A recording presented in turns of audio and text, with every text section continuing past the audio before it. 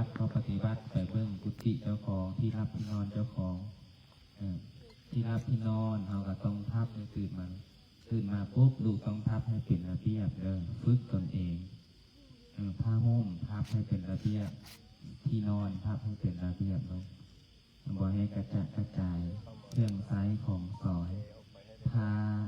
แพรของเจ้าของต้องรักษาต้องให้ร้อนแต่ว่ารักอย่ายอกกันอย่าแน่นให้กันอย่าตีกันอย่าตัวกันอย่าเว้าให้กันให้ฮักให้สามัคคีกันเพราะว่าอย่างลูกมาอยู่นำกันเป็นอ้ายเป็นน้องถึงแม้สิมาแค่คนละบ้อนถึงแม้สิแม่พ่อแม่คนละพ่อแม่แต่มาอยู่ในผ้าเหลืองปุ๊บมีพ่ออันเดียวคืออย่างผู้ใดเป็นพ่อเฮามาในผ้าเหลืองแล้วพระพุทธเจ้าครูบาอาจารย์เฮาถือศาสนาพุทธเฮาเป็นถือพระพุทธพระธรรมพระสงฆ์เป็นสารณะพระพุทธพระธรรมพระสงฆ์ครูบาอาจารย์เป็นสารณะเฮาถึงแม้สิมาอยู่คนละม่องมาอยู่น้ำกันแต่ต้องเต้าโฮมสามัคคีฮักแพงกันให้ฮักคืออ้ายคือน้องในหมู่คณะเดียวกัน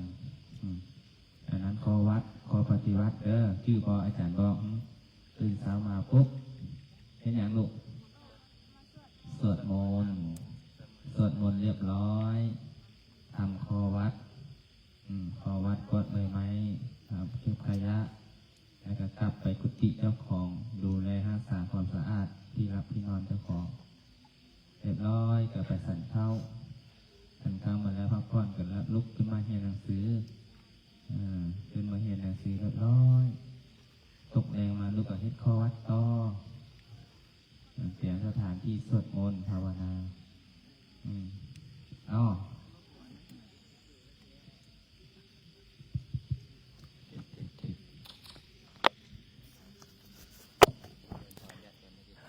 ไอ้เจ้าน้อยแต่ละจัวอาจารย์บ่ไล่บอกตามนั้นเนาะเอามาตั้งทางนี้ซะให้เครื่องเสียงอดใจรอ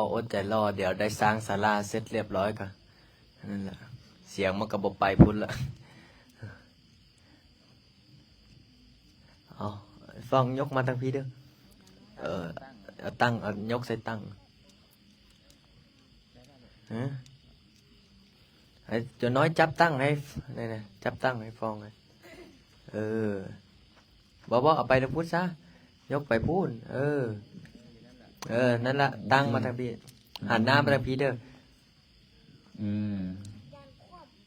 บอกความนั่นละหันมาทางนี้หันมาทางพี่นั่นนึงโอเคแต่ละมือเอาหันหน้าลำโพงใส่บ้านเลย ได้ยินบ่อยู่ศูนย์ได้ยินปะบางมื้อก็ได้ยินบางมั้งก็ไม่ได้ยินได้ยินดีนะว่าโตได้ยินวะ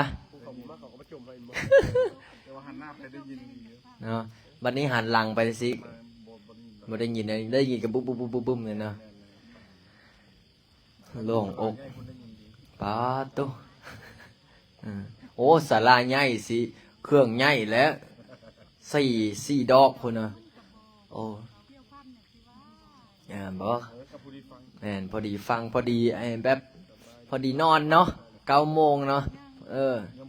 11 โมงพุ่นน่ะมื้อนี้จักจั่วแล้วจั่วเฮาเบิ่งเนาะ1 2 3 4 5 6 7 8 9 10จั่วพอข่าวน้อยเด้พอข่าวน้อยมาไหมผู้ใดมาไหมยกมือขึ้นมาเด้อโอ้บ่ดื้อตี้เหรอซื้อจังไดฮะเล่นโอ้เบิ่งทำท่านี่จะเป็นดื้อสมควรดอกครับว่ายานด้วยยามบ่ดื้อแล้วจวนนะพ่อข่าวในพระจ่าบ่ฮันฮู้ซื้อแต่ละพ่อข่าวบ่ดูเอาบ่นำเพิ่นนำแล้วฮะบุญมียอกเดียวคือบ่ดังเลยว่าบ่ซื้อคือบ่ค่อยๆเอาพ่อข่าวบุญมีพ่อข่าวน้อยอีกต่อมาโตอันนี้เด้ป่า อันนี้พอขาวเล่นเนาะนี่ห้ามดื้อเด้จักมือละบวชขาวได้จักมือละฮะ6แล้วเนาะโอ้เจอบ้างเด้อดื้อบ่เจ้าดื้อบ่2คนเจ้าอ่ะบ่เหลือนี่ห้ามดื้อเด้บ่แม่น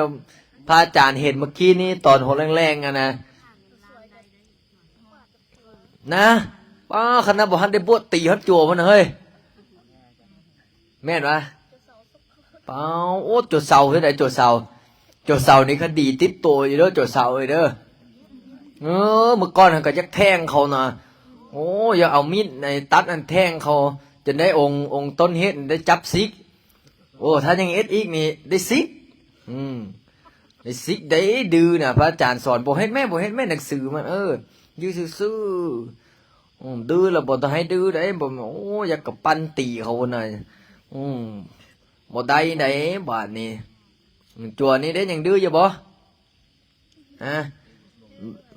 ห้ามดื้อเด้ผู้ใดดื้อแหละบ่ให้อยู่เด้นี่เหลือคัดเอาแต่จัวดีๆมาแล้วบาดนี้นะใส่จัวใหญ่ไปดูจัวใหญ่บ่ได้ดื้อติฮะจัวใหญ่ก็ดื้อว่ะมู้น้อยไปดิก็ยังดื้อน่ะเฮ้ยมึงดูมาย่างมาหาพระอาจารย์เพิ่นดูบ่เอามาแม่ครูบาอาจารย์บอกนะโน่บึงนู้ครูบาดื้อแท้บึงนู้ตัวเปียกอย่างนี้ก็ยังดื้อไปเอาเลยกองแล้วบึงนู้ถอยหลังอีเอากราบบึงนู้กราบเบิ้งเอากราบก่อนเอากราบดื้อบ่ผมแม่สิรับเลยกราบเลยเสร็จเรียบรับเลยบอกเอาเลยห้ามดื้อได้ไหมนะโอ้ให้โชคไอ้ยังวันนี้ให้โชคเขาอย่างเอาไปนั่งห้ามดื้อเด้อจอเสาเขาอย่าดื้อได้ไหนบัดนี้นะคดียังบ่หันมดได้มัวจัวนั้นเด้จัวฝนเด้ใครละตี้กันยังใครน้อยนึงแล้วเนาะใครลงจบฝนห้ามดื้อได้จบฝนเนี่ยแล้วก็โจใดยังอีกดื้อยังพวกนู้โจตรงๆเนี่ยมานี่จงตรงนี่ถ้ายังดื้ออีกนี่ได้มันได้ซิกได้เพราะว่าคัดเอาแต่จัวดีๆได้อยู่มากายแล้วไปทุกนึงหนูดูความดื้อน่ะเอาเทียนจุดหัวกับลิ้นมึงเนาะบ่ดูเทียนเมื่อละบ่อยู่หัวเจ้าไผเป็นต้นเหตุเอาเทียนจุดหัวกันเนาะแน่สีมาใส่องค์นี้แสดงว่าองค์นี้คดีหลายได้องค์นี้นะห้ามเอ็ดได้บัดนี้นะเด้อห้ามดื้อได้ดื้อแล้วบ่ให้อันได้บัดนี้นะดื้อแล้วบ่ให้กินข้าวได้ดื้อนั่งสมาธิมื้ออื่นพระอาจารย์สิพานั่งสมาธิมื้ออื่นเนี่ยมื้อนี่ตื่นมาแต่4 โมงมื้ออื่นเนี่ยพระอาจารย์สิปรับเปลี่ยนเวลาลงมาสวดมนต์เพราะว่าให้มาสวดตอน6 โมงไอ้จั่วน้อยบางองค์นี่ยังขี้ขานตื่นบ่6 โมงได้มาสวดมนต์อยู่บ่เนี่ยบัดนี้ต้องตื่นมาแต่เช้า5 โมงบัดนี้นะสิพานั่งจั่วทางนี้เด้บ่ดื้อติเฮาบ่ดื้อล่ะเนาะเนี่ยอันนี้สิทธิ์เอกได้พุ่นน่ะว้ายสิทธิ์รุ่นแรกพุ่นเนาะผมพาเนี่ยคือกี่หลายแท้นั่นเนอะฮะบ่แลต้องห่มงามๆได้เบิ่งไงเบิ่งเขาแม่เบิ่งเนาะห่มงามๆเอาอันนี้ก็ห่มงามๆบัดนี้ต้องฝึกนี่เห็นบ่จงงามๆห่มงามๆไหนนี่คือโจฝนนี่ห่มงามเนี่ยโจฝนสอนเขาเนี่ยเด้อเอาบัดนี้ผู้ใดท่องทุกขปตาได้แล้วผู้ใดท่องได้เอาทุกขปตาผู้ใดท่องได้อยากได้กระต้าใส่เครื่องบ่อยากได้บ่เอาซับพี่ผู้ใดได้ล่ะเอาซับพี่เอาซับพี่ยกมือขึ้นมาดูผู้ใดซับพี่ซับพี่ทุกขปตาเด้ตอนนี้ได้อีกอย่างได้ละเอาซับพี่กับทุกขปตากระถางเงินล้านเอาผู้ใดท่องซับพี่ได้พระอาจารย์ให้กระต้าใส่เครื่องไอ้ฟองเอากระต้าใส่เครื่องมาเนาะ เอาลองเอาลองบ่ดูสัพพีบ่ดู สัพพิติโยมิวาสตุสัพพะโลกมิวาสตุมาเตภวันวันตารายโยสุขีติกายุโกภาวะอาภิวานาสิริสนิจจังพุทธปัจจาอิโนจัตตารโอธรรมาวะตันติอายุวันโนสุขังพาลัง อู้สมกับหมู่ดื้ออีหลีเนาะอันนี้เนาะคนดื้อนี่ก็โตเฮียนเก่งเฮ็ดได้คนดื้อนี่ชื่อใดห้ามดื้อบัดนี้น่ะเด้อเฮ็ดจะได้ห้ามดื้อเฮ็ดจะได้เฮ็ดได้บ่ฟังความเถียงปึ๊ะๆเลยนั่งจะได้นั่งหน้าครูบาอาจารย์บ่แม่นนั่งต่อหน้าครูบาอาจารย์นะพากันนั่งให้พากันห่มให้งามๆอย่าเฮ็ดคือแบบอหยังคนคือคนบ่เต็มนี่บ่เฮ็ดได้บ่นี่นั่งปุ๊บปั๊บปุ๊บปั๊บนั่งตะมอบตบขาแม่เฮ็ดงามๆนี่อาจารย์บ่ไล่เพิ่นสอนว่าจังไดเขาหาครูบาอาจารย์พิจารณาเนี่ยนั่งซื่อๆอย่าเหยียกซ้ายเหยียกขวาถ้าเหยียกซ้ายเหยียกขวานี่ครับมันบ่งามตาเนี่ยลุกลิกปานว่าคนเล่นหยานี่มันต้องตาเนี่ยก็ต้องสงบสงเงียมนี่สงบคือครูบาน้อยฮะมันสงบจนบ่ปากเลยสงบจนเงียบนะห้ามดื้อเด้เอาบอกกระต้าใส่เครื่องเอาสีเขียวเวลาเฮาเว้าหยังก็ย่าต้องนบมือเว้าครูบาอาจารย์แล้วค่อยเว้าใจเย็นๆมานี่เอาขน้อยมานี่เด้อนี่วุ่นมาแล้วขน้อยย่างไปแล้วขน้อยไปเห็นท้องแล้วเห็นไหนเว้านำครูบาอาจารย์นบมือขึ้นเว้านำหมู่คู่เด้เว้านำหมู่คู่ห้ามเว้ากูเว้ามึงได้ยุดกระต้าขึ้นได้เว้ยนี่ห้ามเว้าอีเฮ็ดจะได้มักยอกหมู่แท้เฮ็ดจะได้มักยอกแท้ม่วนวะเมื่อคืนนี้เฮ็ดจังได๋เทียนถึงหัวเฮ็ดจะได้ผู้ใดเป็นต้นเหตุผู้ใดก็สีมาใส่ตรงนี้หน่อยเนาะไม้หัวนี่ยังพอผมยังพอป้งแต่ไม้กุฏินี่มดเด้เอามากระต้ามายกมาพี่เลยเอาวางนี้เอาผู้ใดสวดสัพพีได้เอาไปใส่เครื่องเด้อไปใส่ผ้าคลุมเอาเฮ็ดจะได้ของผู้ใหญ่ใจกราบตัวเอาห้ามดื้อได้บัดนี้นะดื้อนี่ยึดกระต้าคืนได้เอาผู้ใดมีความสามารถท่องสัพพีได้เอาไม่บังดูมาไว้ได้เดี๋ยวสิสวดมนต์อันนี้ได้ท่องอย่างได้ละเอาทุกขปัตตาเบิ่งเอาลองมาดูเอาสัพพีกับทุกขปัตตาเอาลองมาดู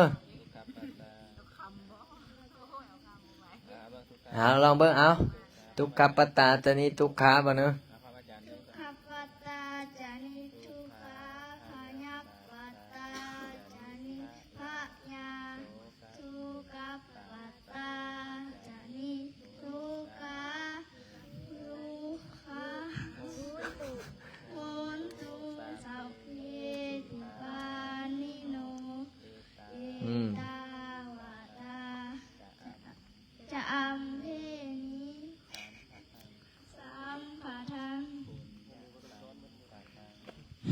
เอาได้แล้วอันนี้เกลือประพานมวยเอาไปท่องไม้อีกเด้อเอาได้กระต้าแล้วเอาไปใส่หยังใส่ผ้าคลุมเสร็จแล้วใส่หมูใส่หมูลงเสร็จเรียบร้อยเอาผ้าคลุมเพราะว่าหมูออมสินนะไอ้ฟ้องไปเอามีแบงค์5,000อยู่นั้นไปเอามาเนาะเอาเดี๋ยวสิแจ้งเงินให้ไปใส่ยอดหมูอีกเอา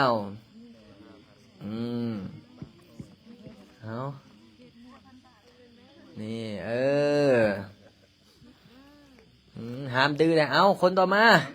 อันนี้เดสิโซ่ยังอันนี้โซ่ซับพีหมดปีสวดได้แต่ซับพีอย่างเดียวเอา กระถางเงินล้านได้ยังยังเงอเอาบ่ได้กระถางเงินล้านแม่นบ่ให้กระต้าเอาฮะเอาลองมาดูกระถางเงินล้านเอาง่ายๆเอาอันหนึ่งสองสาม สามปัจจิสามีนาสังสีโมโคมาจะมาเดวะสเปยะคาปลายังปิโอมาจะมาเดวะอภิลาภาภวันตุเนมหาบุญโยมหาลาโภภวันตุเนมิเตภาหัวติพุทธังมาอุณาโมพุทธายะวิลาทายโยวิลาโอทายังวิลาอิงสาวิลาทาสีวิลาทาสาวิลาอิโยพุทธสังอานิมามาพุทธสักสะโหสามปจิสามิเพ่งเพ่งพาพาเลือเลือ เอาได้สาธุเอานี่เฮ็ดจะได้ของผู้ใหญ่ล่ะเอาห้ามดื้อได้ขออย่างเดียวอย่าดื้อล่ะสิเฮียนต่อบ่หรือบ่เฮียนเฮียนปอใดแล้วตอนนี้ปอสองจบเจริญพรนะเจ้าว่าแล้วมันต้องมุกนี้เด็กหน่อยนะถ้าเบิ่งแม่มืออื่นเนี่ยกระต้าบ่พูนนึงกับพูนนึงแตกนะมันได้แล้วกับมันไปโก้มกันลิ้นนะเบิ่งเด้อบ่แม่เอากระต้าไปให้แล้วตีกันเอากระต้าเคยได้ตอนยังน้อยนะเอากระต้าตีกันปุ๊บปั๊บปุ๊บปั๊บเอาผู้ใดชดได้อีกมีบ่จบฝนได้เอาบ่อันนั้นได้แล้วอันนั้นจบฝนได้หรือยังฮะเอาผู้ใดคือได้2 อันนะฮะดีนี่จบฝนได้ยังเอาบอกกระต้านะแสดงว่าย่อกันเอาลองแม่สวดกระถางร้านแม่เอาไว้ได้อันนี้เด้องค์นี้เด้องค์ดื้อเด้เฮ้ยบ่ฮะแม่นบ่เห็นกล่องจนพ้นอยู่หัวมันนอนมันฮะนี่พาทิมซักทรายต้องเก็บเอามาให้ซักไหมแล้วผู้ใดทิมแล้วห้ามนุ่งบัดนี้นะนั่นแหละตัวน้อยเอาอันนี้บ่ดูไอ้กระถางเงินล้านเอาเบิ่งดูสามปฏิสามีนาสันสีโมโภมาจะมหาเรวอาวิลาภาภวัน ข้ามแล้วบ่เฮ้ยข้ามแล้ววะสามปฏิสามีนาสันสีโมโภมาจะมหาเรวะอภิยังคาปลายันติโภมาจะมหาเรวะวิลาภาภวันตุเมมหาบุญโยมหาลาโภภวันตุเมมิเตวะหูมาติวุฒะอุนาโมพุทธายะวิราทายโยเมนโกนายังวิราหิงสาวิราทาสิวิราทาสาวิรานิโยพุทธาสามานิมามาพุทธาสาสวะโหสามปฏิสามีเอาได้ได้ของผู้ใหญ่เฮ็ดจะได้เอาสาธุเฮียนให้เก่งได้บัดนี้ท่องคุกคับปัตตาพร้อมเด้อเอาสาธุผู้ใดจุดนี้เด้เอาไว้ถ้าไปใส่เครื่องเด้ออันนี้จุดใหญ่ฮับเอาเลยจุดเสาเป็นยังไงเอาบอกเอาอย่างจักย่างเนาะเอาแต่ความดื้ออย่างเดียวหน่อยเนี่ยจุดใหญ่เด้เป็นยังไงจุดใหญ่2 ไอ้น้องเด้2 ไอ้นี่ฮะเอา2 ไอ้น้องเอารวมพลังมาดูเอาห้ามดื้อได้มาได้ครูบาอาจารย์บอกให้มาได้เอา2 ไอ้น้องได้อันนี้ซับไปซับถอยหลังนิดนึงเอาลองมาดูซับพี่ก่อนอันอื่นมาเบาดังๆแม่บ่แม่นเนี่ยคือแอลให้กินนมบ่ได้เว้ยเอาลองมาดู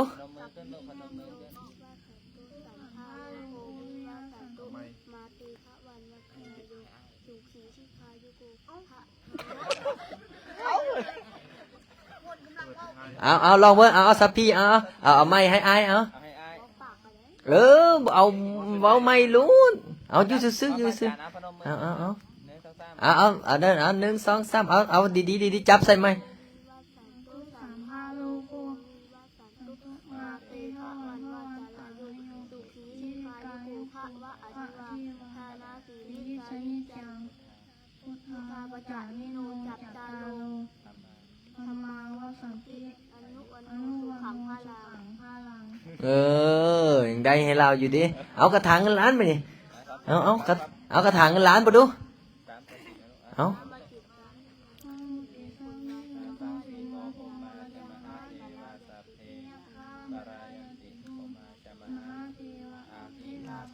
วันตุเมมหาปุญโญ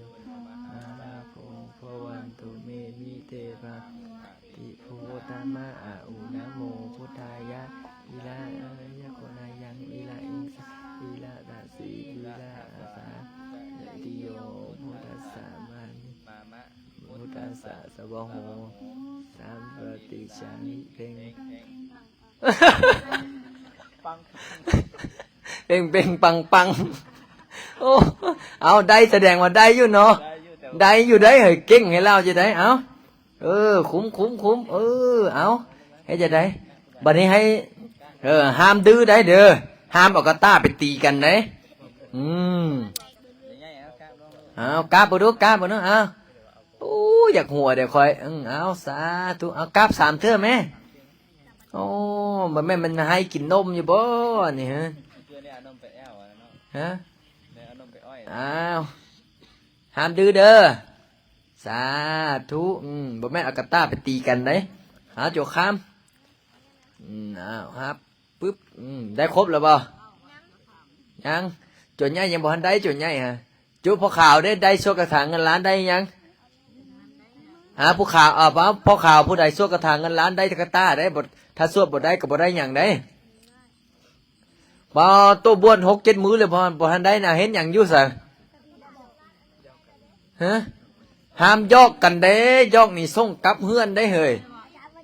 ฮะเอาบุญลูกมาพอข่าวบุญมีมาเลยมาหาพระอาจารย์มาห้ามลบห้ามซ่อนได้อยู่กับพระอาจารย์นะบอกว่าแมบลงมันรับหรือเปล่าโมมา ออกมาลูกออกมาอาจารย์สอนอะไรเวลาพระคนอื่นลูกพาลงมามาหอดหลับนะครูบาอาจารย์นะกราบ3 เทื่อลูกกราบลง3 เทื่อให้ไหนลูกเอาครับ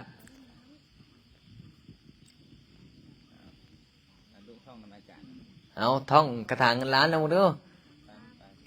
สามปจิจจามีนาสังสีโมภูมิมาจะมหาเทวาสักพิยัคคะวารายันติภูมิมาจะมหาเทวาสักพิตุเมมหาบุญโยมหาลาภูภวันตุเมมิเตภาอุเตพุทธคัมมาอาอุระโมพุทธายะวิราทายโยวิราบูรายะวิรายิงสาวิราทาเสวิราทาสาวิราอิทิโยพุทธาสามาเนนมาพุทธาสาสมโหสามปจิจจามีเพ่งพาหาลืเอาทุกขัปตาบุญนู้นได้ยังทุกขปัตตาจานิทุกขาพยาปัตตาจานิพยาสุขปัตตาจานิสุกาวุนตุสัพเตติปานิโนเอตาวาตาจาอัมเอหิสัมปะทังบุญยังสัมปะทังทัพเพเทวาอนุโมทันตุนี่จุบวชก้อนนี่อายเขาได้อายเขาก็อันนี้บ่ทันได้บวชยังท่องได้อายเขาบ่นาดานพ่อโจน้อยบอกว่าปูต้องท่องได้เฮ้ยบัดนี้นะเขาบวชตำหลังโตยังคณะบ่ทันได้บวชเนี่ยยังสิมีบทเฮียนหลายๆเฮียนนี่เด้เอาหนังสือนะเอาจับดีๆนะนี่ยึดกระต้าคืนย้อนอันนี้แหละ อยู่ซื่อๆพระอาจารย์สอนนะสอนให้เป็นคนดีได้เอาพอข่าวเพิ่นเด้เออ เอาโต๊ะมาลูกมาเอาตอนที่ลูกเฮียนนั่นนะลูก มาเด้เวลาพระอาจารย์สิสวดมนต์แล้วเด้ เฮียนก็ใส่ เอ ปาก อ ปากไม่ออกเอ้ยอ่านหนังสือว่าได้จักคน เอาลองมึงดูเอาลอง สักทีลูกได้บอกกระทางเงินล้านหนึ่งอะ ทางเงินล้านได้ยัง สามมติสามีนาสังสีโมพมมาจะมหาเทวาสัพพิยาภาเวลายันติพมมาจะมหาเทวาพีระภาเวลายันติพมมาจะมหาเทวาสัพพิยาภาวันตุเมมหาพุญโยมหาลาภมวันตุเนมิเปวาโอติพุทธังอาอุนามุพุทธายาวิราทายโยวิโกทายาวิราหิงสาวิราตาสิวิราคาสาวิราตินิโยพุทธาสามามิมามาพุทธาสาสโหสามมติสามิพิงพิงพาพาอาหาลือลือ ปัตตานี ทุกขปตานได้ยัง โยคะปัตตา ทุกขปัตตาจนิทุกขพายาปัตตาจนิพายาสุขปัตตาจนิสุขหุตุสัพเพนิพานิโนอิตาวาตาสะอัมหิหิสัมปะทังบุญยังสัมปะทังสัพเพเทวะอนุโมทันตุ เน่จุโจรน้อยสิอายจุพ่อข่าวแท้นะบวชก้อนแต่แท้องค์นี้ยังบวช2 เดือนแล้วยังบ่ทันได้ฮอดทุกขปตาบัดนี้เอาอย่างนี้ถ้าผู้ใดสวดมนต์เก่งอย่างพระอาจารย์มันจะมีรางวัลให้ถ้าผู้ใดขี้ค้านเฮียนบอกก็นี่แหละคือองค์นี้แหละองค์นี้ยังมีโปรแกรมคดีอยู่ได้หมู่น่ะเฮ้ยยังมีคดีติดตัวอยู่ได้เอาบัดนี้เอาเงินไปยอดกระปุกมานี่เอาผู้ละ15,000นี่เอาเฮ้ยเอาจอมดื้อก่อนจ้างให้อย่าดื้อได้นี่นะให้จะได้เงินครูบาอาจารย์จ้างให้อย่าดื้อได้นี่นะเอาจ้างให้15,000ห้ามดื้อ3 มื้อเอามาเดี๋ยวฝนเอาอันนี้ก็ห้ามดื้อเด้อเวลานอนก็นอนถ้าบ่นอนก็นั่งสมาธิบ่แม่นเห็นพระอาจารย์ย่างไปลุกขึ้นมานั่งสมาธิพระอาจารย์ย่างอ้อแล้วรับคือเก้าเอาโจคามอันนี้เฮียนฮอดใส่แล้วอันนี้โจใหญ่เขานี่ทุกขปตาโอ้เอาให้ท่านเขาได้เอาฮอดพระหุงได้บัดนี้นะมื้ออื่นเอาพระหุงเด้อเห็นว่าเขาบ่บวชตำหลังกันยังได้อันนี้ก็ตอนยังน้อยโอ้ยท่อมันยังนี่ฟันมุดของแท้ มาโจใหญ่มา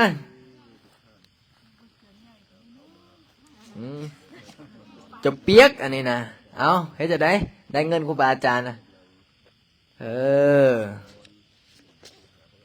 นี่อันนี้แหละสิได้เป็นเบื้องวัดไปทางหน้าเอาห้ามดื้อเด้อให้เด้อตอนนี้เก็บเงินได้จากแสนละฮะ540,000อันนั้นเป็น550,000แล้วเด้นะเอามาอีกมา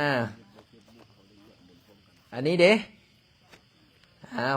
จ้างไปให้เฮียนทุกขปตาให้ได้เด้อมืออื่นต่อพาหุงเด้อมืออื่นเด้อเดี๋ยวสิซื้อโทรทัศน์มาไว้อยู่ห้องจังสวดเปิดแผ่นวิดีโอพาหุงสหัสสาเนี่ยเอาจ้างให้เฮียนพาหุงอันนี้เอา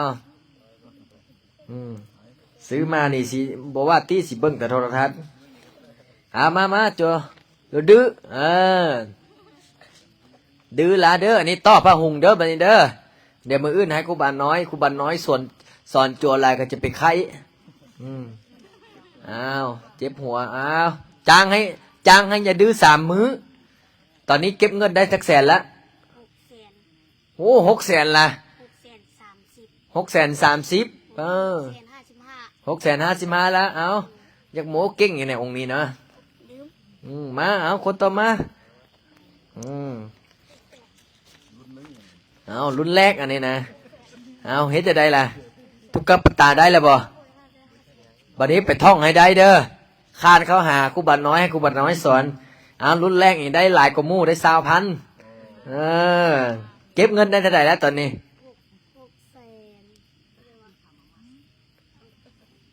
ฮะ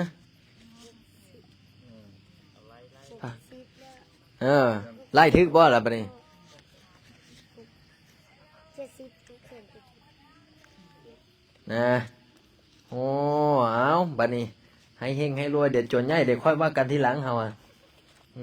จ้างจน้อยเฮียนเก่งเด้จบบ๊อบเอาจบบ๊อบพร้อมเอาจบบ๊อบเอาอันนี้เอาให้15,000เอาเนี่ยเด็กดื้อนิดนึงเว้ยจ้างห้ามดื้อบัดนี้นะบ่แม่นไว้เห็นจนน้อยย่างคำหัวนิดนึงฝ่ามือลิติบ่เอาได้เฮ้ยท่องอย่างละตอนนี้ท่องนี่ยังกลับไปเฮียนป้าหงคือเก้าเอาให้เฮียนในเก่งได้บัดนี้นะ ติดหน้าตามสัญญาได้ดู บ่ได้บ่อันเด้ บัดนี้เตรียมสวดมนต์บัดนี้พร้อมแล้วบ่ เดินพรญาติโยมเด้อ อันนี้จดแจ็คอันนี้โอ้จดแจ็คได้หลายกว่าหมู่ได้นี่ฮอด3-4 แสนพุ่นน่ะโอ้เอาให้จดแจ็คอันนี้สาธุเนี่ยผู้ใดคมโจดอยู่ก็ได้หลายอย่างนี้แหละโจดใดบ่ดื้อถ้าโจดดื้อกันองนี้เดี๋ยวตัดเงินลงเดือนเดี๋ยวตัดเงินเดือนอีกไง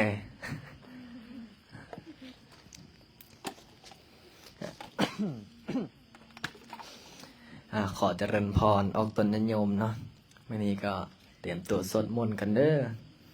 ก็ได้ทักทายสอนไอ้โจรน้อยสักเล็กสักน้อยก่อนสิสวดมนต์ก็โอ้ถ้าบ่สอนแต่น้อยเวลาใหญ่มากก็สิสอนยากบอกยากสอนยากก็เลยได้สอนแต่ยังน้อย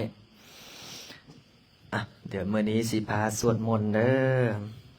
เปิดไปตั้งแต่หน้าแรกเลยหน้าที่1เด้อภายอ่านหนังสือบ่เป็นกะฮัดอ่านมัน เบิ่งนั่นก็อ่านเบิ่งตัวกอตัวคอตัวข้อเป็นพวงเอา ก้าวบูชาคำพระรัตนตรัยพร้อมกันเนาะไอ้จัวน้อยคุบข้าวขึ้นเด้อแต่ละจัวคุบข้าวขึ้นเยมินาสการนันตังพุทธังอภิปุชยามาอะระหังสัมมาสัมพุทโธภะคะวะพุทธังภะคะวันตังอภิวาเทมิอิมินาสการนันตังธัมมังอภิปุชยามา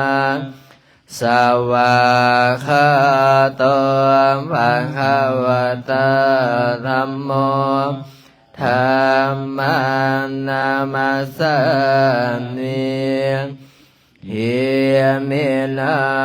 สการนังตังสังฆังอภิปุชยามาสุปฏิปันโนภะคะวะโตสาวกสังโฆสังฆังนามามิ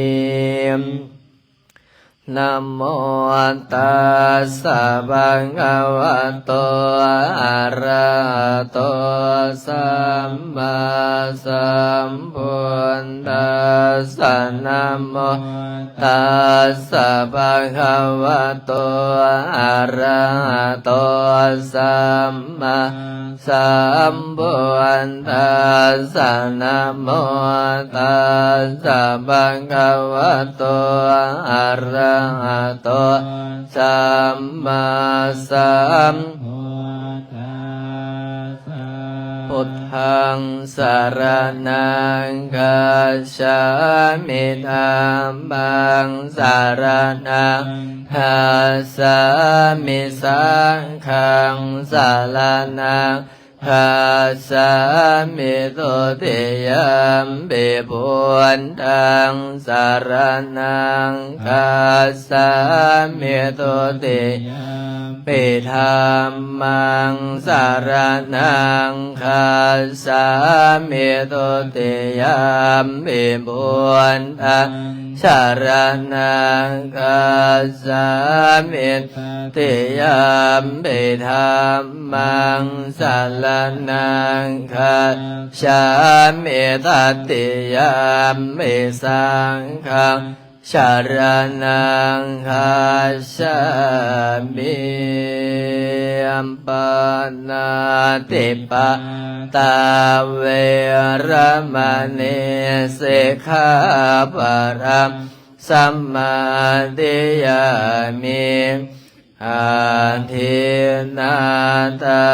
นาเวรมณีสิกขาปะทังสัมมาทิยามิคาเมสุมิสาจาระเว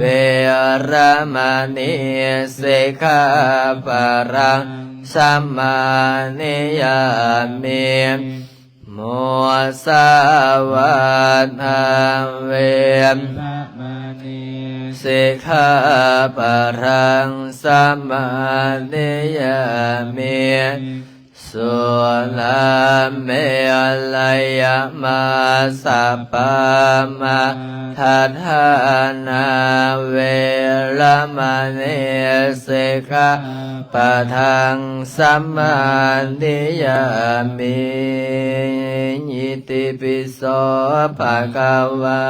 อะระหังสัมมาสัมพุทโธวิชชาจารณะสัพพันโนสุขโตโลกวิทูอนุตตโลภูเลสะธรรมสาลติสันทาเทวมโนสานังบุญตัวปังอวันติสวะหาตัวปังอวัตตานัมโมสันทิริโกอังอาริโกเยปัสสิโกโอปัญญิโกปัจจันตังวินยุอาภวงวินยุหิติสุปฏิปันโนภะคะวะโตสาวกสังโฆอุชุปฏิปันโนภะคะวะโตสาวกสังโฆญายัมปฏิปันโนภะคะวะโตสาวกสังโฆญามิจิปฏิปันโนภะคะวะโตสาวกสังโฆติทันจัตตาลิปุลิสายุกานิอันธรรมปุลิสัมปุงกาลาเอมสัพพะคะวะโตสาวังอสังโฆอาหุนายโยอัมปะหุนายโยทังเยนายโยหันชะเลงกรณิโยอนุตตระปุญญาเขตังโรกัสสติเปิดไปหน้าที่5วรรคที่2บทสวดพระหงส์พาหงสหาสามัญปิเนเมตัสสะพุทธันตังเคียเมกะลังอุติตะโคลัสสะเสนามาลังดานาติธรรมวิตินาเสตวะโมเนนโตตันเตสัสสะภวตุเตชัยมังคลานิมาลาติเลงกัมมาปิโย เสตัสสะบาลันติงโคระปานาระวะกัมมังกัมมัฏฐานตยังขังคันติโสทันตวิตินาเสตวะโมนินโตอันตันเตสัสสะภวะโตเตชัยมังกัลลานินาเลงกัจฉวรังอันเดอันตาพุตังตาวังขิตังกัมมัสสนิวัสสุตาลุนันตังเมตตัมบุเสกวิตินาสิตวะโมนินโตทันเตสัสสะภวะโตเตสยมัตคาลานิโอนเคียนตะกังกัมมติอันดาสุนาโรนันตังตาวันติโยสนาปะทังพริมาลาวันตังอิเทียปิสังกตมโนเสมตวะโมนินโตอันตันเตสัสสะเตอัญชยมังกัลลานิกาตวะทังกันดามุทารังหิวังกะเพนิยาจิมจายตุนตวะจนังสนากายมาเสสันเต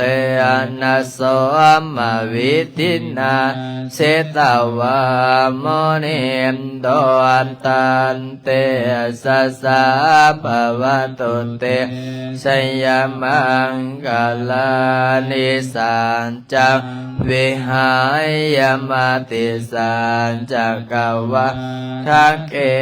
ตุงวันดาพิโรนปิตมานังอันติอันตะโพ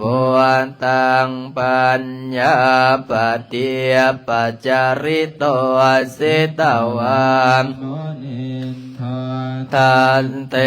สัสสะภวะโตเตอัญชยมังกัลลานินันโดทัพโพสะขังวิปุถังมาหิติงปุตเตนะเตระโพสะเขนะระมาปัญญาโตหิตัวปะเทสวิตินันโมนินโตตันเตสัสสะภวะโตเตชัยมังคัลลานิทุกขาตินติปุสะเขนะโสตาทหาทังพระมังวิสุนติสุติเมนติภกะเพทานังงานาคเทนะวิรินาสิตวะโมนินโตตันเตสัสสะภวะโตเตสยมังกัลลานิตาปิบุญสยมังกัลลาทัคาทายโยวาจโนทินาทิเนสัลลเตมตันตวานาเนกวิวิธานิจุปัฏฐวานิโมขังสุขังอติกัมมัยยันนโรสะปัญโยมะหังกัลลุนิโกนะโทหิตายาสะปะปะนินังโปเลสวะปารมิสะภาพัมโตสัมปุณิมวันตมังเอเตนะสัจจวาเชนะโหนตุเตชัยมังคารันชัยยันโตปุถิยามน กายานังนันเนวัตโนเอวันตะวันวิชโยโหหิชยะสุชยมังคะเลอปัลลาสิตาปะลังเกเสเสปารวิปุหะเรอภิเสเกสัมปพุทธานังอังคามปัมตัวปัมโมสติตุนะขันตังโสมังหารังโสปาปะตังโสโหเทตังสุขันโนสุโมต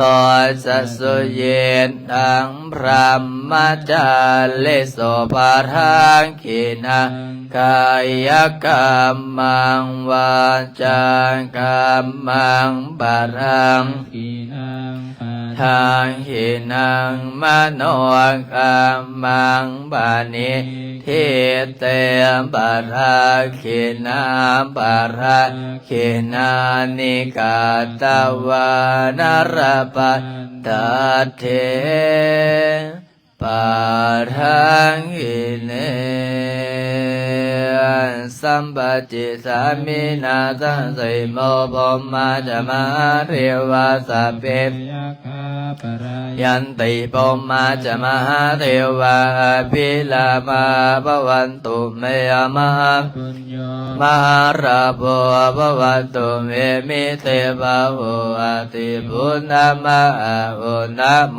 พุทธายาวิลันดาโยวิลโคสาวิลานาเสวิลานาสาวิลาอิติโย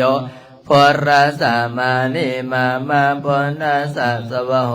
มสัมปติชามิเพ่งเพ่งนาสันสิโมปมาจมาเรวะสัพเพยะคาจมหาเทวาอาภิลาภาภวันตุเมมาปุญโญมหาราโภภวันตุเมมิเทวะโหอติปุณณมะโอนะโมปรายาวิลาวิลโคนายังวิลาอิงสาวิลานาเสวิลาสาวิลาอิทิโยพุทธสามานิมามาพุทธสัสวะโหมสัมปติชามิเพ่งเพ่งบาบาเรือสัมปจิสามินาตันสิโมปมาจมาเรวะสัพเพยะคาปะระยัมติปมันพิลาบาภวันตุเมมะปุญโยมะลาโภภวันตุเมมิเทวะโหติมะโอนะโมปรายาวิลันดาโยวิลโคนายังเวลาอิงสาวิลันวิลานาสาวิลาอิติโยปุทธสามานิมามาปุณณสัสวะโหมสัมปติชามิเพ่งเพ่งมาปัง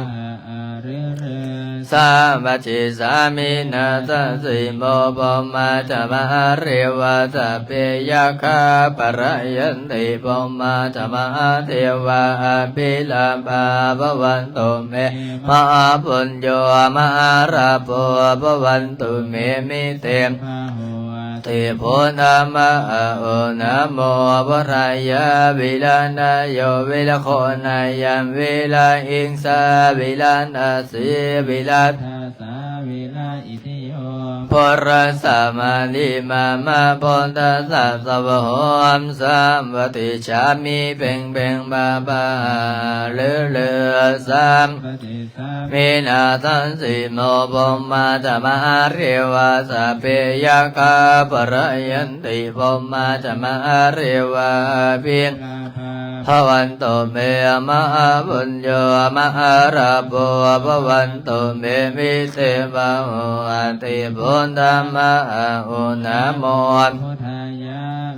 ทายโยวิลโคนายังวิลาอิงสาวิลานาสี วิลานาสาวิลา อิทิโย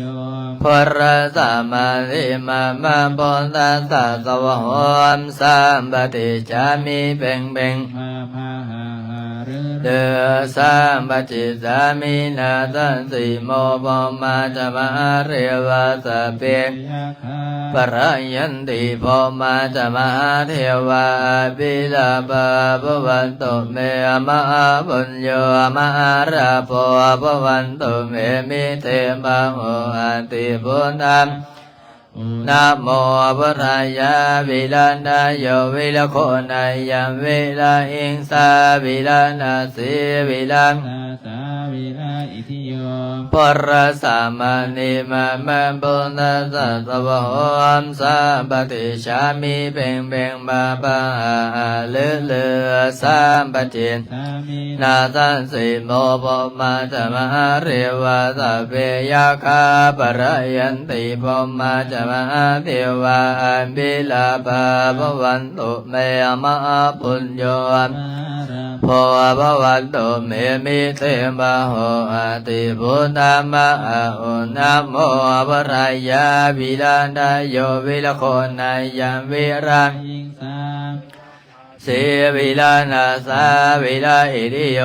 ปุระสัมมาทิมามาปุณตัสสะสวะโหมสัมปติ สามิ เพ่งเพ่งบาบาหาหาเลือเลือสัมปจิสามินาสันสิโมปมาจามหาเรวะสะเปยาคาปรยันติปมาจามหาเรวะเพียง ลาภา ภวันตุเมมหาปุญโยมหาราโภภวันตุเมมิเทวะโออันติพุทธามะโอนะโม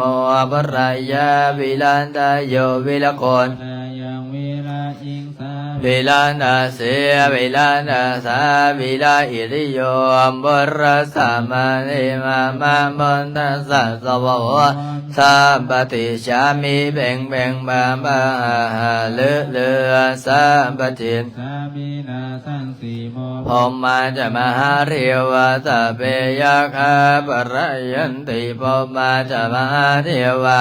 มิลามาภวันตุเมมหาปุญโยมหาราโภภวันตุเมมิเทม พาโหอา ติพุทธามหาอุนะโมปะรายาวิลานาโยวิลโคนายัมวิลาหิงสาวิลานาสีวิลัง ทาสาวิลาอิทิ ทิโยมปุณตัสสะมานิมามาปุณตัสสะสวะโหมสัมปติชามิเพ่งเพ่ง มาปา หาหาเลือเลือสัมปจิสามินาสันสิโมปมาจามหาเรวะสะเปยาคาปรยันติปมัน จะมาหา เทวาบิลาบาภวันตุเมมหาปุญโยมหาราโภภวันตุเมมิเทมะโออันติพุทธัง มาอา โอนะโมปะรายาวิลานาโยวิลโคนายัมวิลาอิงสาวิลานาสีวิลัง ทาสามอิทิโย ปรสัมมานิมามาปุณตัสสะสวะโหมสัมปติชามิเพ่งเพ่งบาบาเลือเลือสัมปติสามินาสันสิโมปมาจามหาเรวะตะเปยาคาปรยันติปมาจามหาเทวาบิลาบาภวันตุเมมหา ปุญโย มหาราโภภวันตุเมมิเสมาโออันติโพธามะโอนะโมปะรายาวิลัน นาโยวิลโคนายัม เวลาหิงสาวิลานาเสวิลานาตาวิลาอิริโยมปุณตัสสะ มาริ มามาปุณตัสสะสวะโหมสัมปติชามิเพ่งเพ่งมามาเลือเลือสัมปจิสามิ นาสัง สิโมปมาจามหาเรวะสะเปยาคาปรยันติปมาจามหาเทวาปิ นาภา ภวันตุเมมหาปุญโยมหาราโภภวันตุเมมิเทมะโออัตติพุทธามะโอนะโมปะรายาวิลัง ทาโยวิลโคนายัม ยังเวลาอิงสาเวลานาเสเวลา ทา สาวิลาอิติโยบุญนาสามาลิมามาบุญนาสาสวะโหมสัมปติเพ่งเพ่งบามบาหาเลือเลือสัมปจิสามินาสันสิโมปมาจะมหาเทวาสัพเพยักปรายันติปมาจะมหาเทวาวิลาภภวันตุเมมหาปุญโยมหาราโภภวันตุเมมิเทวะโออาติบุญธรรมะโอนะโมปรายาวิลันดาโยวิลัก โกนายังเวลาอิง สาวิลานาเสวิลานาสาวิลาอิติโยปุระสัต มาริ มาบุญตาสัสวะโหมสัมปติสามิเบ่งเบ่งบาบา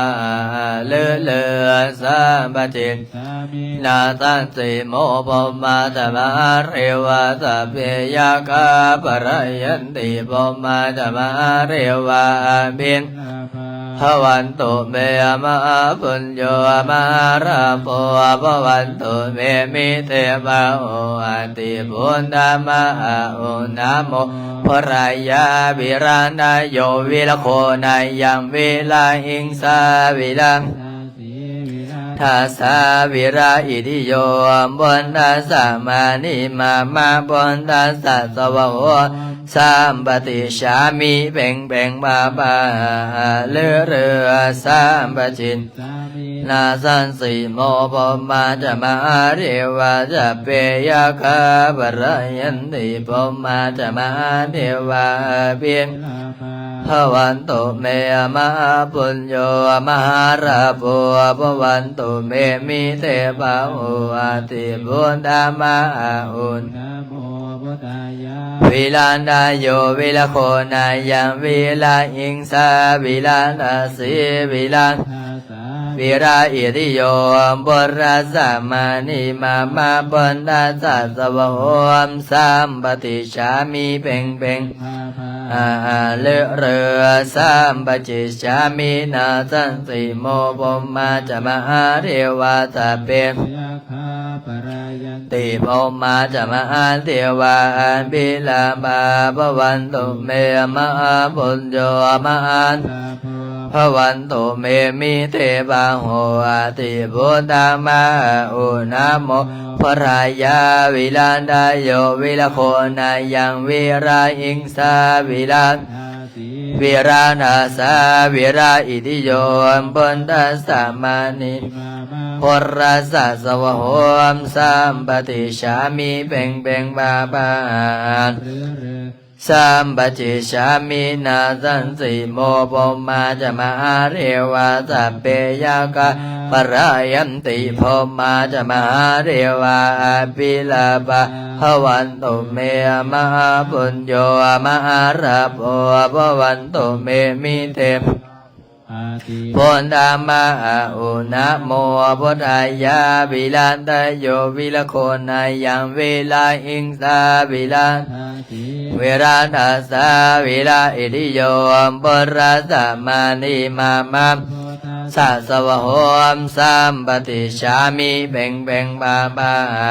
เรือเรือสัมปจิสามินาสันสิโมปมาจะมหาเรวะสัพเพ ยาคาปรายันติภพ มาจะมหาเทวาบิลาภาภวันตุเมมหาปุญโยมหาราโภภวันตุเมมิเทวาโหอาติบุญธรรมะอุนะโมปรายาวิลาดายโยวิลโคนายังวิราหิงสาวิลัน ทา เสียวิรานาสาวิราอิริโยพุรัสสะมานิมาพุทธัส สา สวะโหมสัมปติชามิเพ่งเพ่งพาหา หาหาเรือเรือ ข้าพเจ้า พระเจ้า ระลึกถึง คุณพระพุทธเจ้า คุณพระธรรม คุณพระสงฆ์ คุณบิดามารดา คุณครูบาอาจารย์ จงมาดลบันดาล ให้ใจของข้าพเจ้า จงรมรงเป็นสมาธิ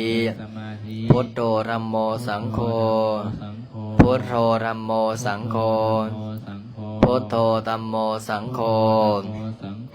พุทโธพุทโธพุทโธลำดับต่อไปพากันนั่งสมาธิเด้อให้สงบจิตสงบใจให้ตั้งจิตอธิษฐานดีๆอธิษฐานดีๆเด้อไอ้จวนน้อยอย่าล้มกันเด้อให้อยู่เงียบๆนั่งเบิ่งลมหายใจเข้าออกเข้าออกมื้อนี้ก็สาธุอนุโมทนาสาธุบุญกับออกตนญาติโยมที่มาสวดมนต์มานั่งสมาธิมาหับศีลมาภาวนามาสร้างน้ำกับทำบุญให้กับตนเองมานั่งสมาธิมาไหว้พระถึงแม้ว่าจะเดินทางมาแต่ไกลแต่ก็อดทนเพราะว่าบางคนก็อยู่ไกลเนาะบางคนก็หาสละเวลามาก่อนสิได้มาสวดมนต์กับพระอาจารย์ก่อนสิได้มาสวดมนต์กับวัดก่อนสิได้มาสวดมนต์มาภาวนาหาโอกาสได้ยากเพราะว่าหยังเพราะว่าค่ำแรงมาจากงานเป็นหยังงานวัดขอต่อแขนงานกินเลี้ยงงานอีหยังสารพัดงานแต่เฮาเสียสละมาสะสมมาสร้างน้ำกัดทำบุญมาฝึกจิตฝึกใจมาภาวนาสวดมนต์ถือว่าได้สร้างน้ำกัดทำบุญให้เต็มที่บางคนนี่ไปกินงานเลี้ยงถ้าเฮาคบคู่คบหมู่คบคู่งานเลี้ยงก็สิได้กินแต่งานเลี้ยงแต่เฮาคบหมู่คบคู่สวดมนต์ภาวนาก็สิได้สวดมนต์ภาวนานะเพราะว่าเพราะว่าพระพุทธเจ้าบอกว่าอาเสวนาจะปารนังปันติโตตัญญัญจะเสวนาเฮาคบคนเด่นเฮาคบเช่นใดก็ได้เช่นนั้นเนาะคบบัณฑิตก็ได้บัณฑิตอย่างคนมักสูบยาสูบก็ไปหาคนมักสูบยาสูบคนมักตีไผ่ก็ไปหาคนมักตีไผ่คนมักสวดมนต์นั่งสมาธิภาวนาก็มักหาคนสวดมนต์นั่งสมาธิภาวนาเพราะว่าอย่างเพราะว่าเฮาคบคนเช่นใดเฮาก็ได้คนเช่นนั้นอุปมาอุปไมยก็เหมือนกับออกตนโยมเนี่ยคบคนที่มักสวดมนต์ก็ได้มาสวดมนต์อยู่วัดบางคนนี่โตค่ำแรงมาแล้วเปิด Facebook ขึ้นมาท้าอาจารย์ลินถ้าพระอาจารย์ลินพาสวดมนต์นั่งสมาธิภาวนาถ้าอาจารย์ลินถามไอ้โจรน้อยเบิ่งโนเฮียนฮอดบทใดแล้วเนี่ยสวดบทใดฟังบทใดสร้างวัดสร้างว่าไปฮอดใสบางคนอายุผู้เฒ่าผู้แก่เนาะได้สวดมนต์นั่งสมาธิภาวนาจิตใจมันก็เบิกบานขึ้นจากอายุ50กับ60 70ขึ้นเนี่ยจิตใจเบิกบานจิตใจเบิกบานจิตใจเป็นบุญจิตใจเป็นกุศลการสวดมนต์นั่งสมาธิภาวนาในออกตนโยมพระอาจารย์สิแนะนำถ้าเฮาสวดบทใดก็ให้สวดบทนั้นหาสวดอิติปิโสได้หาก็สวดแต่อิติปิโสหาสวดปาหุงได้ก็สวดปาหุงหรือว่าถ้าเฮาสวดหลายๆบทใดหาก็สวดหลายๆบทใดก็เฮงดีหรือว่าถ้าบทใดอีหลีก็สวดอย่างนะโมตัสสะภะคะวะโตก็ท่องไปในนั้นบางคนถามได้บ่นี่สวดมนต์นี่นะถ้าบอกเข้าใจนี่ได้บุญบ่อาจารย์บางคนก็ถามได้นี่สวดมนต์นี่บอกเข้าใจนี่ได้บุญอยู่บ่อาจารย์ไม่ออกหลายคนก็สิสงสัยนะต้องถามเบิ่งก่อนว่าพระพุทธเจ้าเพิ่นว่าจังไดพระพุทธเจ้าเพิ่นบอกว่าจิตสงบถึงจะเป็นบุญแสดงว่าถ้าออกตนโยมสวดมนต์จิตสงบแสดงว่าเป็นบุญอันอื่นจะเข้าใจหรือบ่เข้าใจนั้นไว้ทีหลังเพราะว่าอย่างเพราะว่าเฮ็ดให้จิตใจสงบสวดมนต์บางคนก็บ่เข้าใจเนาะเพราะว่าอย่างบางคนก็สวดมนต์ไปอะระหังสัมมาสัมพุทโธภควาพระผู้มีพระภาคเจ้าพระองค์นั้นบางคนก็ไปบัดนี้จิตใจบ่สงบบางคน ส่งจิตส่งใจออกนอกถามว่าแปลเข้าใจบ่เข้าใจ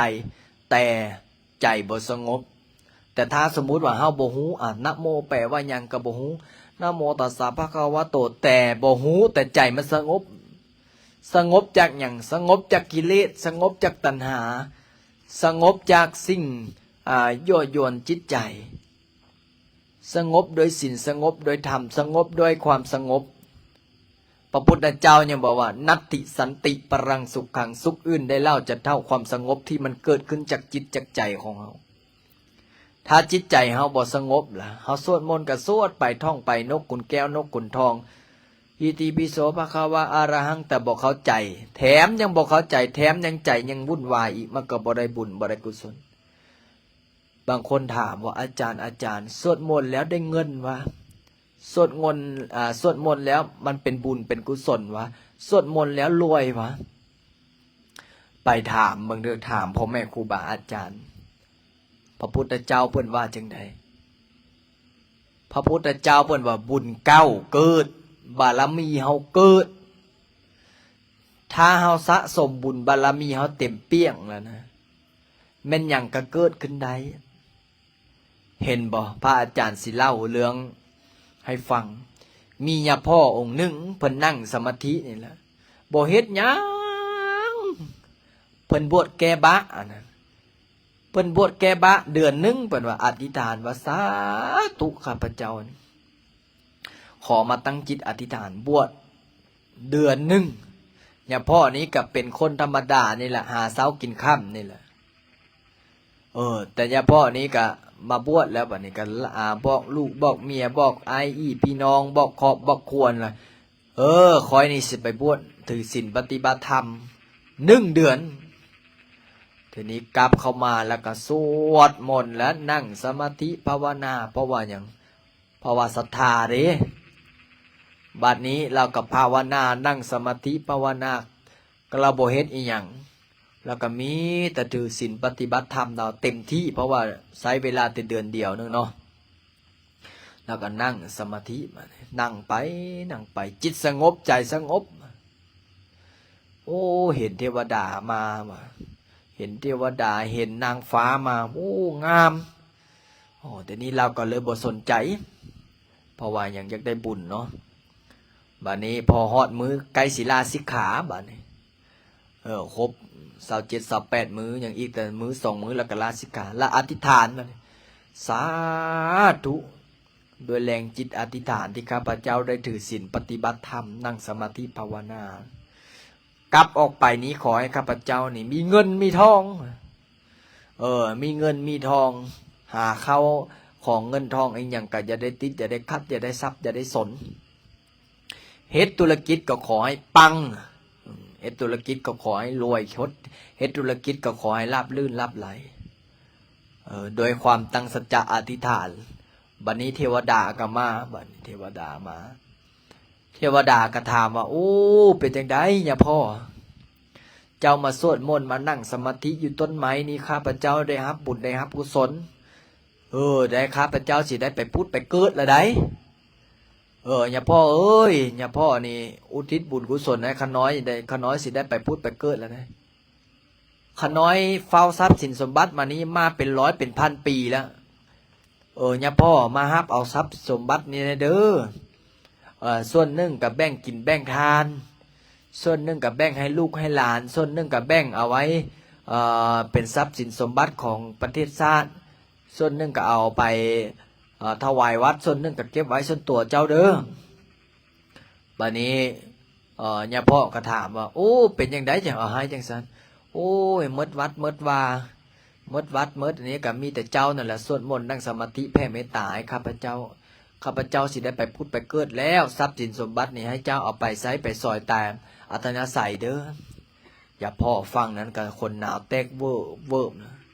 อย่าพ่อก็เลยไปเบิ้งหนูไปสีจุดในคอยหนูวันนี้เทวดาก็ไปสีจุดแล้วอ้าวจุดนี้ละเด้อคุดตื่นเช้ามาอย่าพ่อเขาแบกจกแบกเสียมไปแล้วไปแต่เช้าขุดลงประมาณ1 เมตรนี่แหละพอขุดลงไปก็โตได้หายเงินหายคำเวียนวางเลี้ยงไว้นะ อย่าพ่อก็บอกเจ้าอาวาสเสร็จเรียบร้อยก็บอกเจ้าอาวาสมาก็บอกไอ้จั่วไอ้เนนก็บอกเอ้าทรัพย์สินสมบัตินี้เทวดาเพิ่นแบ่งให้แล้วเด้อแบ่งกินแบ่งทานแบ่งเป็น4 ส่วนเสร็จเรียบร้อยก็แบ่งเอาขึ้นมาก็แบ่งให้รัฐแบ่งให้นั้นสมัยก่อนพระบทันมีกฎหมายเด้เนาะแบ่งแล้วบัดนี้อย่าพ่อนี่ก็สิกขาลาเพศออกไปก็ร่ำรวยเงินทองโอ้ผลบุญการสวดมนต์ถือศีลปฏิบัติธรรมวัดวาพระพุทธศาสนาก็เจริญคนตกทุกข์ได้ยากก็มาพึ่งพาอาศัยจนได้เป็นเศรษฐีย้อนนี่แหละผลบุญของการสวดมนต์นั่งสมาธิภาวนาบัดนี้ย้อนมาถึงเฮาเด้บัดนี้เฮาเฮ็ดได้คือเขาบ่แม่นว่าสวดมนต์กับส่งจิตออกไปข้างนอกข้างซ้ายข้างขวาข้างหน้าข้างหลังจนสลับซับซ้อนปนเปกันสวดมนต์นี่ต้องให้จิตให้ใจสงบสวดมนต์นี่ต้องข่มกิเลสอยู่ในจิตในใจนี่ให้มันอยู่เพราะฉะนั้นแล้วออกตนโยมเด้อผู้ใดสวดมนต์ถือศีลปฏิบัติธรรมได้พระอาจารย์ก็ขออนุโมทนาบุญน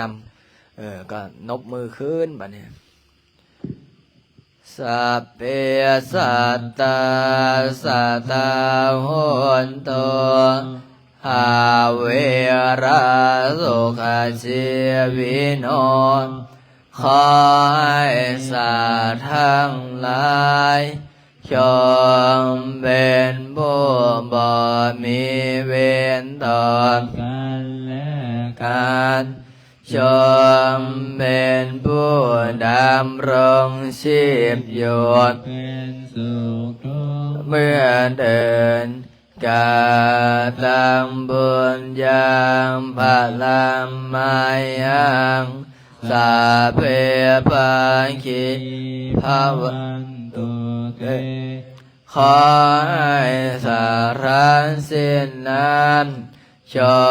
งเป็นผู้มีส่วนได้เสวยผลบุญอันนี้ข้าพเจ้าได้บำเพ็ญแล้วนั้นเถิดนะระหังสัมมาสัมพุทโธภะคะวาพุทธังภะคะวันตังอภิวาเทมิสวากขาโตภะคะวะตาธัมโมธัมมังนามัสสามิสุปฏิปันโนภะคะวะโตสาวกสังโฆสังฆังนามามิสาธุสาธุสาธุอนุโมทามิอนุโมทนาสาธุบุญ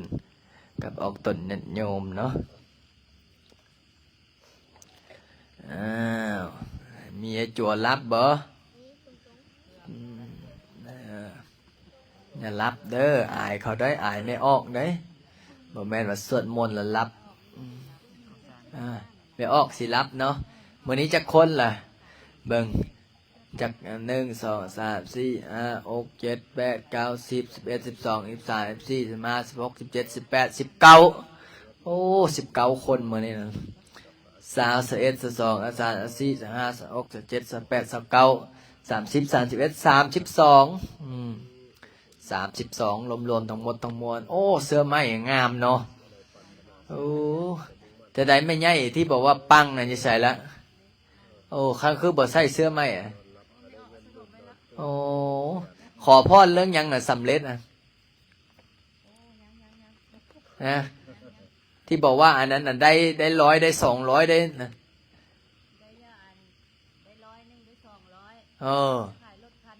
ขายรถคันนึง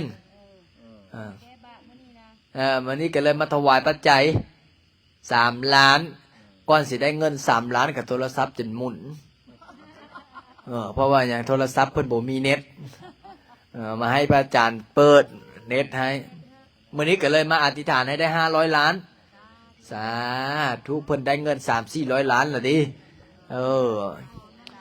พระอาจารย์ โอ้ขอให้ได้500 ล้านเนาะเมื่อนี้มีแม่ออกหนึ่งมาถวายปัจจัยบอกว่าทึกเลข800 ล้านพระอาจารย์ก็เลยถามว่าเป็นยังไงอารมณ์คนทึกเลข800 ล้านเนี่ยแม่ออกก็ว่าตู้ขาน้อยกับปูให้จะได้อาจารย์เนี่ยบ่อยากเสื้อตัวเองบ่แม่นเราฟังอยู่บอกว่านะถึง800 ล้านปาตุถามว่าซื้อเท่าไหร่2,000 กีบเบิ่งแม่คนจะปังนะเนาะซื้อ2,000 กีบยังถึก800 ล้านประตูอยากให้เป็นพอออกสอนเพชรไม่ออกแก้วเด้เนาะถึกเนี่ยแม่สิมาปูพื้นอันนี้เนี่ยโอ้ยเจ้าฉินยาว่าแต่ยาว่าแต่800 ล้านน่ะ2 ตัวให้รอดกันเถอะการพนันมันเป็นสิ่งบดีเลิกได้เลิกเบาได้เบาถ้าเลิกบ่ได้ถ้าเบาบ่ได้กับตัวภัยตัวมันเนาะ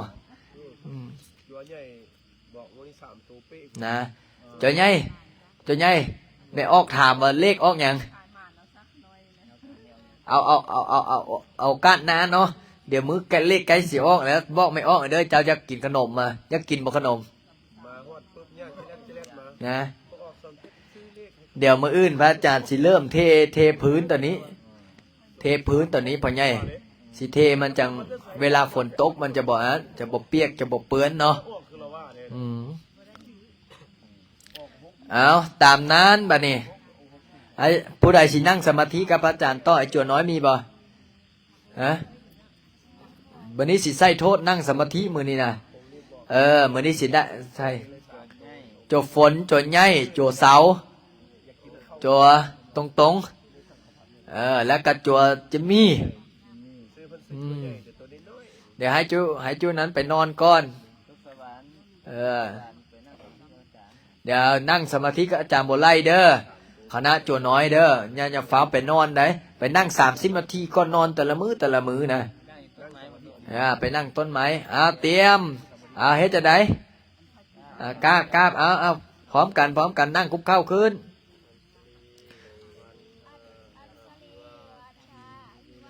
พร้อมกัน1 2 3อัญชรีวันทาอภิวาทอัญชรีวันทาอภิวาทอัญชรีวันทาอภิวาทอัญชรีวันทาอัญชรีเนี่ยโจใหญ่ยังบ่ทันเป็นเนี่ยมันนี้บนุษย์ตัวใหญ่มาประจานบอกไม่เนาะเอาบ่มาขยับมาจวนน้อยๆเนาะลุกขึ้นบ่ฮอดพระอาจารย์ได้สูงอายุเท่าใดแล้วเฮาอายุเท่าใดแล้วฮะเก่าอยากกินหยังมื้ออื่นเบิ่งหน้าแม่ล่มนะพระอาจารย์ต้องเบิ่งหน้าพระอาจารย์โตบ่แม่นว่าเชียงซ้ายเชียงขวาอยากนั่งสมาธิบ่มื้อนี้อยากนอนหรือยังฮะอยากนอนแล้วระวังนอนกับนั่งสมาธินี่เอาอย่างระวังนอนกับนั่งสมาธินี่เอาอย่างไหวบ่หูนั่งเดี๋ยวไปนั่งสมาธิกับพระอาจารย์โบไลเนาะจัก15 นาทีเนาะบ่แม่นจักนอนแล้วบ่ห้ามรับเด้อบ่ได้รับตี้เมื่อกี้นี่รับบ่ได้อุ้มไปนอนแต่ละมื้อนะโอ้ยเลี้ยงลูกเขาเอาไป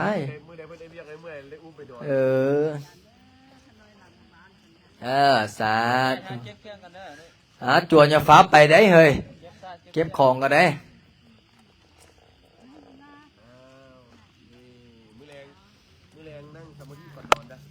ขอเจริญพรเด้อออกตนโยมเด้อญาติขอพระอาจารย์ขออนุญาตปิดไหลกันเด้อนอนรับฝันดีโชคดีร่ำรวยเด้อ